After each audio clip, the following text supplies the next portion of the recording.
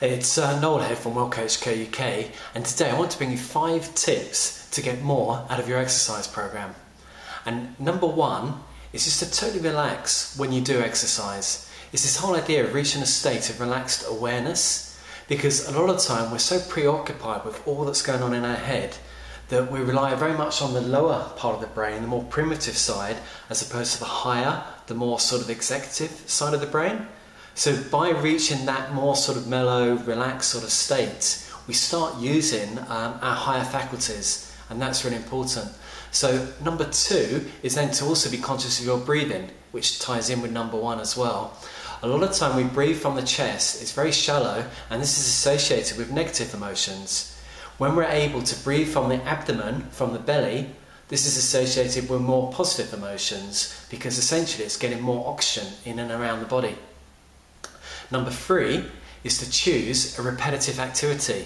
For me, this is swimming, particularly if you're working on the computer a lot or desk bound, because whenever you sort of stretch through the right and then through the left, you're stretching out the lats, which is really beneficial.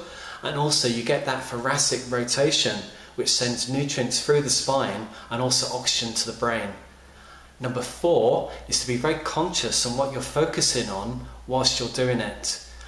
Sometimes I'll work through whatever my to-do list of the day is, whatever my problems, challenges, etc, etc. Or sometimes I may even think of a mantra. And here Tony Robbins is very famous for 2 of his. You can actually be saying something like stronger, stronger every day, stronger, stronger every day. And the more often we repeat that with greater emotional intensity, effectively over time you start to retrain your subconscious to take that on board. And another one he's famous for saying is that all I need is within me now. All I need is within me now.